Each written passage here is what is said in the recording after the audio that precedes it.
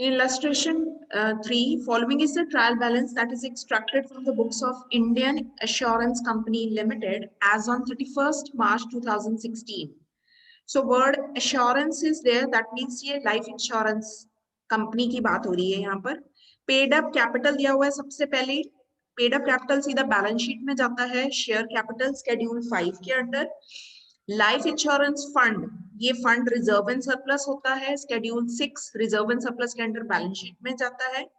Dividend paid, अगर एक insurance company dividend pay कर रही है अपने शेयर्स पे, तो वो डिविडेंड रिजर्व एंड सरप्लस में से पे करती है, तो वो reserve and surplus balance sheet में ये अमाउंट माइनस हो जाता है. So I have mention this, minus from reserve and surplus schedule 6.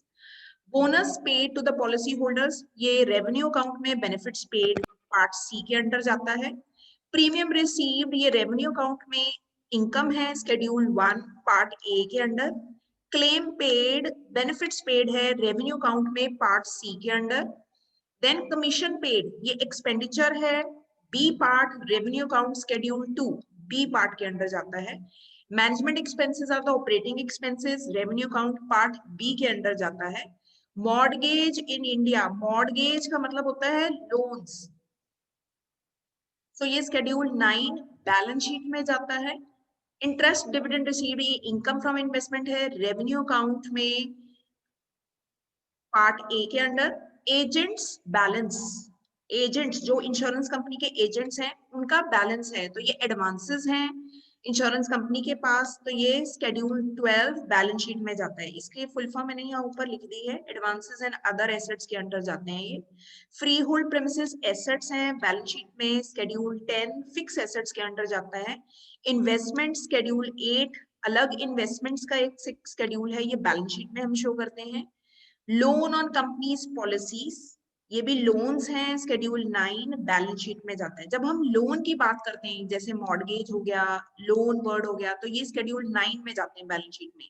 लेकिन जब हम बात करते हैं एडवांसेस, जैसे कोई एडवांस किसी का हमारे पास पड़ा हुआ है, जैसे एजेंट का बैलेंस है हमारे पास, एडवांस पड़ा है उनका, तो वो schedule 12 advances and other assets के अंडर जाते हैं. Cash on deposits, cash on deposits मतलब ये इंश्योरेंस कंपनी के पास कुछ कैश फॉर्म में डिपॉजिट्स पड़े हैं अपने पॉलिसी होल्डर्स के, ये schedule 12 advances. Then cash in hand और करंट अकाउंट्स, ये इंश्योरेंस कंपनी के करंट एसेट्स हैं, करंट एसेट्स शेड्यूल 11 होता है, बैलेंस शीट में जाएगा. सरेंडर पे करते हैं सरेंडर वाली इंश्योरेंस कंपनी, ये क्लेम्स पेड सी के अंडर जाएगा रेवेन्यू अकाउंट में. एक बारी नीचे एडजस्टमेंट्स भी देखते हैं जो दी हुई हैं, क्योंकि ये नीचे एडजस्टमेंट्स हैं जैसे हम फाइनल अकाउंट्स में करते हैं, ये एडजस्टमेंट्स भी दो जगह जाएंगे. सबसे पहला देखते हैं claims admitted but not paid, अभी ये आउटस्टैंडिंग है, पे करना है, तो ये करंट लायबिलिटी एक बैलेंस शीट में जाएगी शेड्यूल 13 में. दूसरी ट्रीटमेंट होगी रेवेन्यू अकाउंट में, क्लेम्स में प्लस हो जाएगी. Next is management expenses due, outstanding है, current liability schedule 13 balance sheet में. और दूसरी ट्रीटमेंट ये ऑपरेटिंग एक्सपेंसेस हैं, तो ऑपरेटिंग एक्सपेंसेस में ऐड हो जाएगा, ये जाएगा पार्ट बी में. Then interest accrued, interest due but not received, वो जाता है शेड्यूल 12 में, other assets, advances and other assets में. दूसरी ट्रीटमेंट ये इंटरेस्ट डिविडेंड एंड रेंट में प्लस हो जाता है रेवेन्यू अकाउंट में. देन प्रीमियम आउटस्टैंडिंग, ये हमने रिसीव करना है, अर्न्ड बट नॉट ड्यू, ये प्रीमियम ड्यू है लेकिन अभी हमें रिसीव नहीं हुआ, तो ये advances and other assets schedule 12 में जाएगा. दूसरी ट्रीटमेंट ये प्रीमियम में प्लस हो जाएगा शेड्यूल 1 रेवेन्यू अकाउंट में. And last, second last, bonus utilise in reduction of premium, policy holders को पे होता है. पहली ट्रीटमेंट ये प्रीमियम की जगह पे हुआ है, तो शेड्यूल 1 में प्रीमियम में ऐड होगा. और दूसरा ये क्लेम भी है, क्योंकि ये अल्टीमेटली बोनस फॉर्म में किसको दिया जा रहा है, बोनस फॉर्म में पॉलिसी होल्डर्स को दिया जा रहा है. And last is claims covered under री इंश्योरेंस, क्लेम्स कवर्ड अंडर री इंश्योरेंस, यानी ये कोई क्लेम है जो री इंश्योरेंस का पे करना था, तो पहली ट्रीटमेंट ये क्लेम्स में से माइनस होगा, क्योंकि ये कवर्ड है, री इंश्योरेंस है, यानी री इंश्योरेंस कंपनी ने इसको पे करना है, हमने पे नहीं करना, तो क्लेम में से माइनस हो जाएगा. ये हमारे लिए एसेट्स है क्योंकि ये री इंश्योरेंस है, तो शेड्यूल 12 एडवांसेस के अंडर इसको दूसरी ट्रीटमेंट होगी. पहली ट्रीटमेंट क्लेम्स में से माइनस, क्योंकि ये क्लेम इस कंपनी ने पे नहीं करना, हमने पे नहीं करना। दूसरा ये हमारे लिए एसेट्स है, तो शेड्यूल 12 में एडवांसेस एंड अदर एसेट्स के अंडर ये प्लस हो जाएगा।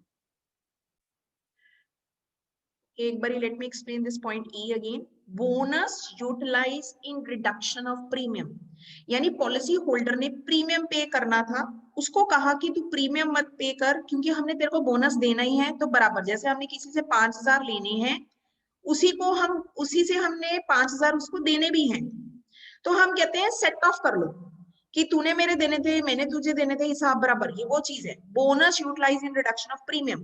तो अगर ये बोनस ना होता तो हमें प्रीमियम रिसीव होना था, इसलिए पहली ट्रीटमेंट इसकी ये प्रीमियम में प्लस होना है। और दूसरा, क्योंकि ये बोनस अगर प्रीमियम के साथ इसको एडजस्ट ना करते तो हमने बोनस पे करते हैं, तो पे कहां से करते हैं हम, क्लेम में से पे करते हैं सी के अंडर रेवेन्यू अकाउंट में। इसीलिए इसकी दो ट्रीटमेंट है, bonus utilise in reduction of premium, पहली ये प्रीमियम में प्लस होगा, दूसरा ये क्लेम में भी प्लस होगा ना।